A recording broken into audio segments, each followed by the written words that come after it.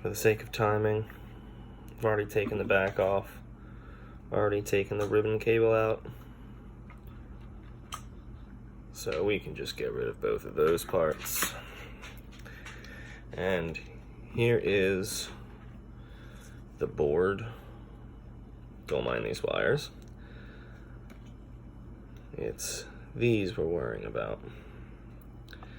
So this is the little module, the LTC1799, the variable clock, and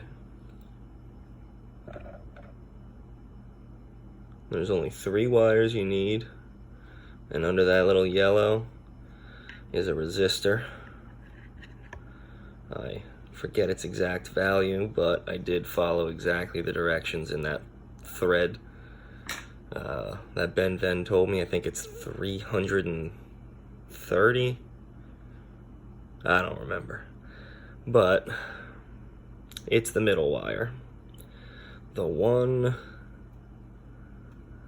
I don't see its label, out.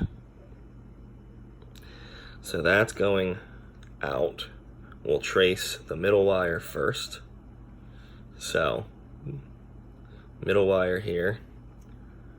All of these are going to the other side of the board. That's why I took it apart early. So sorry for the blurriness. Here's where all 3 of these are hooked up to.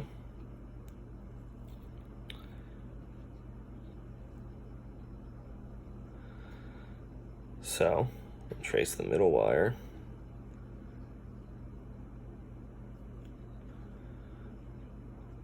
Goes to right there where the crystal was.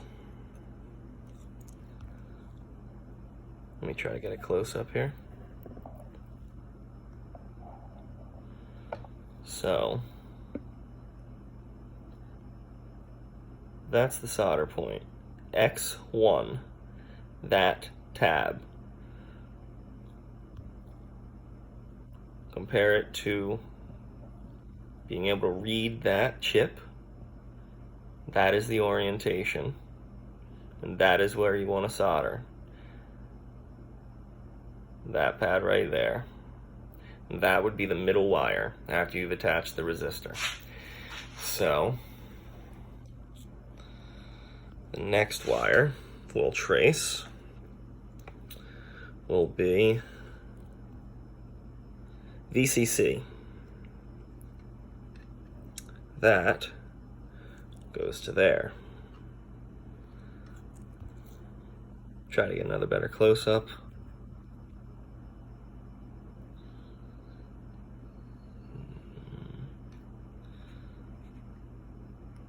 It is labeled S2, I believe. It is that pin right there. So, back to the board. And the next wire is ground. That wire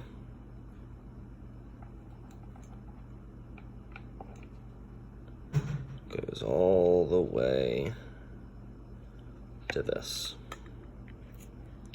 And it is labeled ground in the green there, written in white, and then under it it's pin number 32. So let's get a tiny bit better of a close-up here.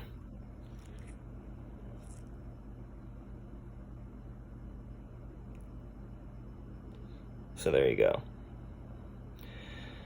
That is where the crystal wire, the out, that's where you desolder the crystal.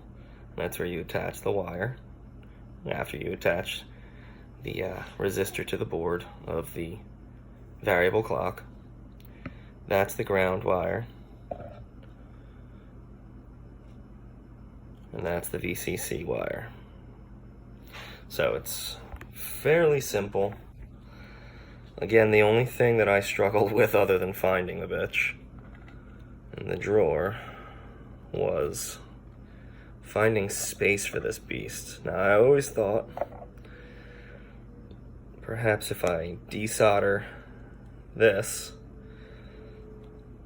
that maybe it would fit, you know, this way, obviously, because that's the screen where the ribbon cable goes. So you take this out and you put it up top, and you just kind of, I don't know, carve some holes into the case, and then it would be right up where your fingers are, and you could just press that real quick slow down button or tune it, and it's somewhat out of the way.